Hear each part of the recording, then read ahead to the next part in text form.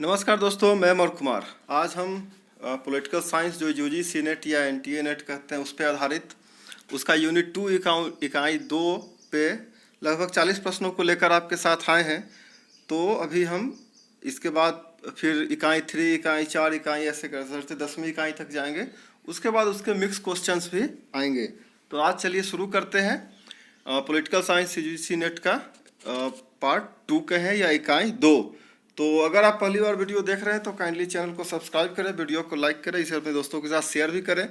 पहला प्रश्न है, गुफा और परछाइयाँ का विचार किससे संबंधित है? ऑप्शन है सुकरात, डेमोक्रेटक, प्लेटो या अरस्तु। और सही आंसर है प्लेटो यानी सी। अगला प्रश्न है, निम्न में से नैतिकता को राजनीति से किसने पृथक किया? ऑप्शंस है अरस्तु, मैकियावेली, सी हॉब्स, डी लॉक। और हर प्रश्न के ऊपर अगर आप कहीं पे साल लिखा हुआ दिख रहा हो रेड से, जैसे यहाँ पे 2007 दिख रहा है, तो समझिए कि नेट के एग्जाम में ये प्रश्न किस वर्ष आया है वो यह दर्शाता है। फिलहाल इसका आंसर है अरस्तु यानी ए। अगला प्रश्न है, किसने यह सिद्धांत प्रतिपादित किया कि राजनीतिक शासक को गैर नैतिक होना चाहिए? ऑप्शंस हैं मैकियावेली, हॉब्स, लॉक, रूसो। और इसका सही आंसर है रूसो यानी डी। अगले प्रश्न पे आते हैं, अरस्तु अपने किस विचार के कारण राजनीतिक विज्ञान के पिता कहलाते हैं? ऑप्शंस हैं क्रांति, दास प्रथा, वर्गीकरण, नागरिकता। ये क्रांति है, इसे समझना चाहिए।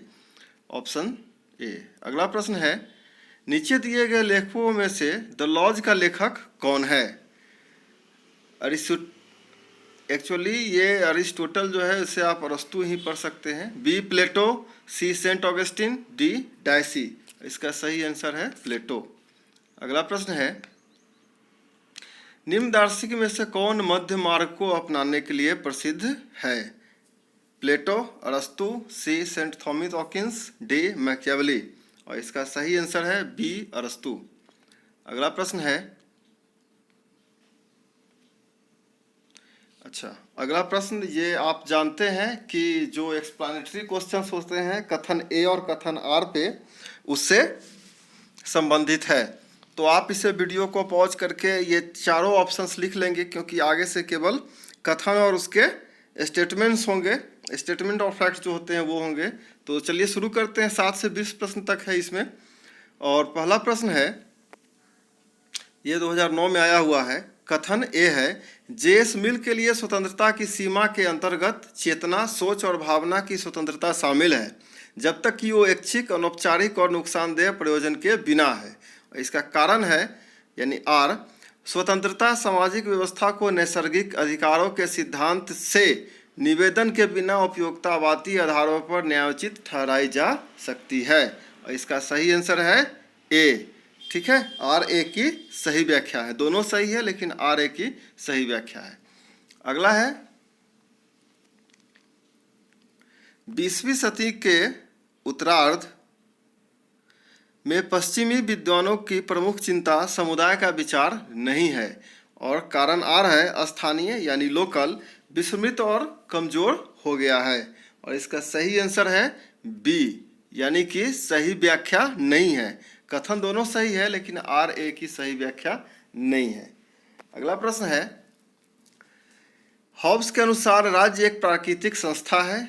कारण आर, हॉब्स के अनुसार राज्य निश्चित उद्देश्यों की पूर्ति के लिए स्थापित किया जाता है। और इसका सही आंसर है डी। और डी में क्या है कि ए गलत है किंतु आर सही है। अगला प्रश्न है, कथन ए, रूसो के अनुसार समझौता व्यक्ति और समाज में होता है। कथन आर, रूसो के अनुसार समाज समझौता का परिणाम है। और इसका सही आंसर है बी। बी में क्या कहते हैं कि ए और बी दोनों सही है और आर ए की सही व्याख्या नहीं है। अगला प्रश्न है, कथन ए, लॉक के अनुसार सरकार के भंग होने पर समाज ज्यों का त्यों बना रहता है। कारण आर, लॉक के अनुसार सहमति ही विश्व के प्रत्येक वैध सरकार का निर्माण करती है। और इसका आंसर होगा बी। बी में वही है कि ए और आर दोनों सही है, परंतु आर ए की सही व्याख्या नहीं है। अगला प्रश्न है ए, कथन ए, मैकियावेली आधुनिक व्यक्तिवाद और राष्ट्र समाज की स्थापना के बीज बोए। कारण आर, मैकियावेली राज्य का उपयोग धर्म की रक्षा और नैतिकता के प्रोत्साहन के लिए करना चाहता था। और इसका सही आंसर होगा बी, यानी दोनों सही है पर आर ए की सही व्याख्या नहीं है। अगला प्रश्न है कथन ए, प्लेटो को सत्तावाद और सर्वाधिकारवाद का समर्थक नहीं माना जाता है। कारण आर, प्लेटो के अनुसार दार्शनिक शासक किसी कानून से नहीं वैसे होंगे और उनका आदेश ही देश का कानून होगा। और इसका सही आंसर होगा डी। डी में क्या है, ए गलत है किंतु आर सही है। ठीक है। और अगला प्रश्न है जॉन लॉक के लिए प्राकृतिक अधिकार प्रकृति के परिणाम है। कारण आर, राज्य को इन अधिकारों की सुरक्षा और संरक्षा करनी पड़ती है। और ये ए इसका सही आंसर होगा। और ए क्या कहता है कि दोनों सही है परंतु आर ए की सही व्याख्या है। अगला प्रश्न है कथन ए, अरस्तु ने रिपब्लिक के आदर्श राज्य को कभी भी एक आदर्श के रूप में सम्मान नहीं दिया था। और कारण आर, अरस्तु के आदर्श सदैव संवैधानिक था और यह कभी भी निरंकुश नहीं था। और इसका सही आंसर होगा सी। और सी क्या कहता है, ए सही है किंतु आर गलत है। अगला प्रश्न है कथन ए, मैकियावेली के अनुसार शासक का कर्तव्य राज्य में शांति व्यवस्था बनाए रखना है। कारण आर, यह कार्य शक्ति के बिना भी किया जा सकता है। और 16 का सही आंसर है सी। और सी क्या कहता है, ए सही है आर गलत है।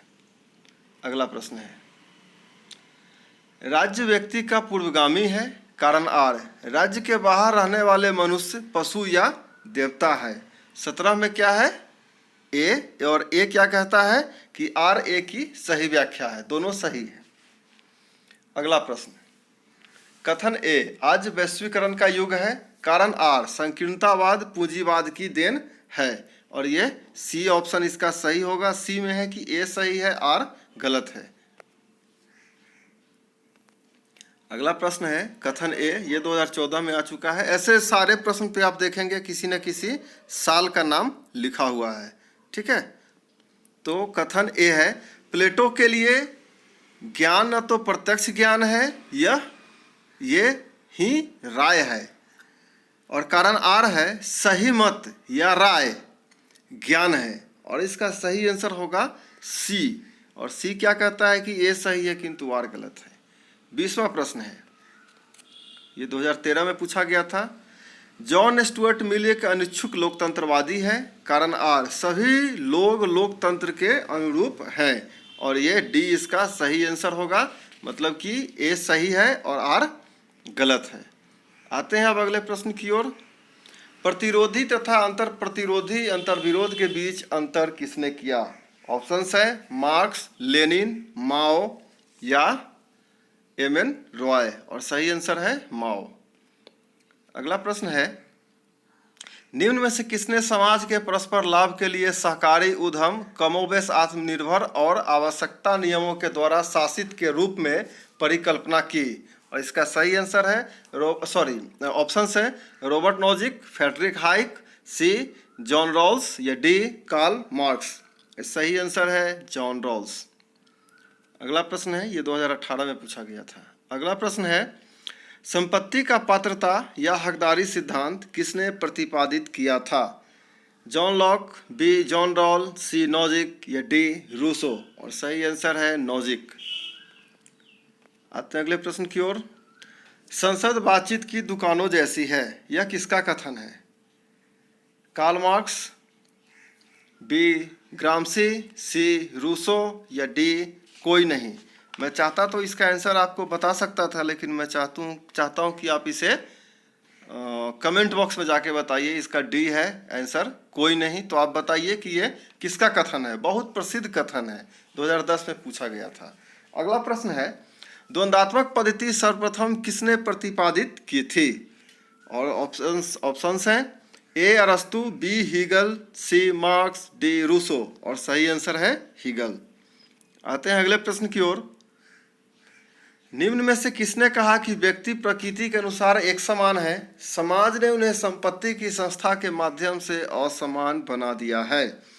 और ऑप्शंस हैं ए मार्क्स, बी रूसो, सी लॉक, डी अरस्तु। और सही आंसर है बी रूसो। अगला प्रश्न है द लॉज के लेखक कौन है? संभवतः यह प्रश्न रिपीट हो गया है, तो इसका आंसर आपको पता होना चाहिए। प्लेटो इसके लेखक हैं। अगला प्रश्न है द हिस्ट्री ऑफ फ्लोरेंस किसने लिखा? एक बुक है। ऑप्शंस हैं जॉन रॉस, बी प्लेटो, सी मैकियावेली या डी कोई नहीं। और सही आंसर है मैकियावेली। अगला प्रश्न है डी होमिनी किसके द्वारा लिखा गया था? जॉन लॉक, बी रूसो, सी मैकियावेली या डी हॉब्स। सही आंसर है हॉब्स। अगला प्रश्न है इकोनॉमिक पॉलिटिक 1755 में जो किताब आई थी उसके लेखक कौन है? ए मिल, बी मार्क्स, सी प्लेटो या डी रूसो। सही आंसर है रूसो। अगला प्रश्न है जो कुछ वास्तविक है वह बुद्धिगम्य है और जो कुछ बुद्धिगम्य है वह वास्तविक है। यह किसका मत है? ऑप्शन है ए रूसो, बी हॉब्स, सी हीगल, डी जेएस मिल। सही आंसर है हीगल यानी सी। आते हैं अगले प्रश्न की ओर।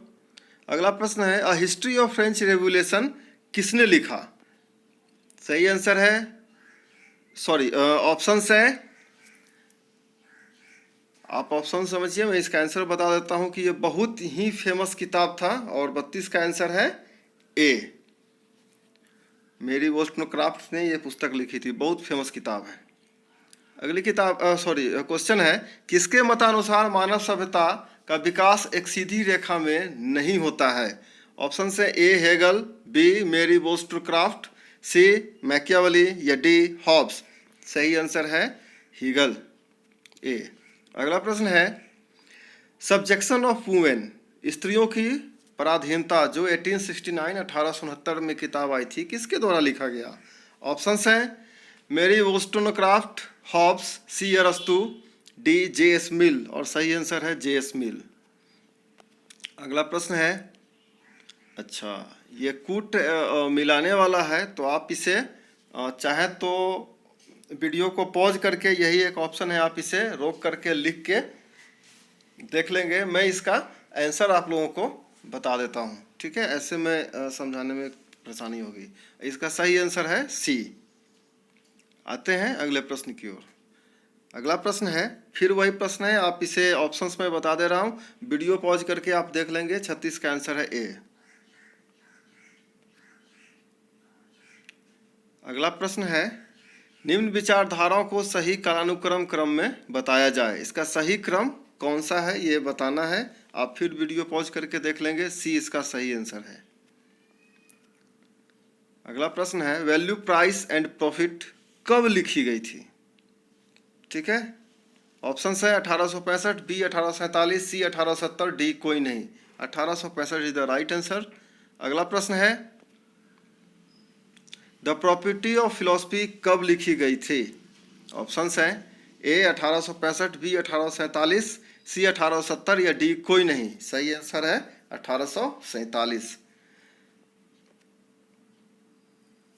दास कैपिटल कब लिखी गई थी? इसका आंसर आपको आना चाहिए, क्योंकि एक ऐसा किताब है जो क्रांतिकारियों के बीच में क्रांति ला दी थी, तो आपको इसे आना चाहिए कि ये कब है। इसके साथ ही मैं आपको बता दूं कि ये आखिरी प्रश्न होगा, और मैं सिलेबस का लिंक आपको डिस्क्रिप्शन बॉक्स में आप जाके देख सकते हैं, या चैट बॉक्स में भी आप जा कर के इनबॉक्स में देख सकते हैं। वो पिंड मैसेज होगा, तो आप वहाँ से पॉलिटिकल साइंस का पेपर 1, 2 यानी जो 1 जो कॉमन है और 2 जो पॉलिटिकल साइंस का पर्सनली है, तो मैं डायरेक्ट यूजीसी के वेबसाइट का लिंक वहाँ पे दे दूंगा, जहाँ से आप जा कर के डाउनलोड करके पढ़ सकते हैं।